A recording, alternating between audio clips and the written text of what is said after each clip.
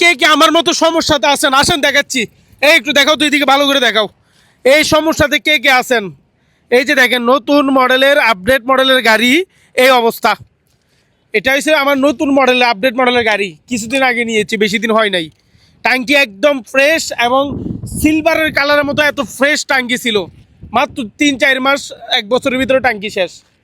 তার কারণ কি? এই বিচার কার কাছে দিব আমার বুঝে আসতেছে না। এই যে দেখেন নতুন মডেলের একটা গাড়ি আমি ক্রয় করেছি, বেশি দিন হয় নাই, রেজিস্ট্রেশন করেছি কিছুদিন আগে। এই যে দেখেন 23 সিরিয়ালের গাড়ি, কিছুদিন আগে রেজিস্ট্রেশন করেছি, কিন্তু আমার গাড়ির ট্যাঙ্কিতে জং। এখন আমি ভাবছিলাম শুধু আমার সমস্যা, আমি যার সাথে ট্যাঙ্কি নিয়ে কথা বলি দেখি তারই সমস্যা। এত সমস্যা নিয়ে আমরা এই দেশে বসবাস করা লাগে। মূলত এটা ট্যাঙ্কির সমস্যা না, কোম্পানির সমস্যা না, আমাদের তেলের সমস্যা।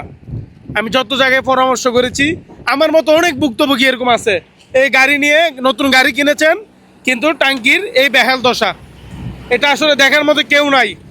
এই যে আমাদের তেলগুলোতে সমস্যা হইতেছে, এটা দেখার মতো কেউ নাই, একজন মানুষও নাই। আজকে এই 2 বছর 3 বছর ধরে একই সমস্যা, একই ভুক্তভোগী। বাংলাদেশে প্রায় 90% বাইকার।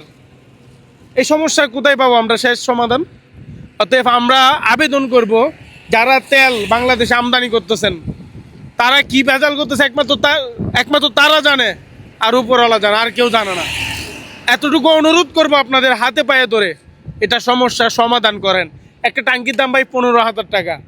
আমি বাইক নিয়েছি কিছুদিন আগে, রেজিস্ট্রেশন এই সেই করতে করতে তো ভাই এমনি জীবন ক্লান্ত, সে জায়গায় যদি আবার ট্যাঙ্কিটা চেঞ্জ করা লাগে আমার 1 বছরের মাথায়, আমরা কোথায় যাব, কার কাছে বিচার দিব? আসলে বুঝে আসে না। আমার মনে হয় এই দুনিয়াতে জন্ম নিয়ে আমাদের সবচেয়ে বড় ভুল। যার যার ট্যাঙ্কির এই সমস্যা, এই মানে কি জংয়ের সমস্যা, তারা শুধু ভিডিওটা শেয়ার করে তামাম বাংলাদেশে ছড়াইয়া দেন। আরও কার কার সমস্যা আছে সবাই ভিডিও করেন, সবাই লেখালেখি করেন, তাহলে তেলের সমস্যা সমাধান হবে ইনশাল্লাহ। সবাই সুস্থ থাকবেন, ভালো থাকবেন, আল্লাহ হাফেজ।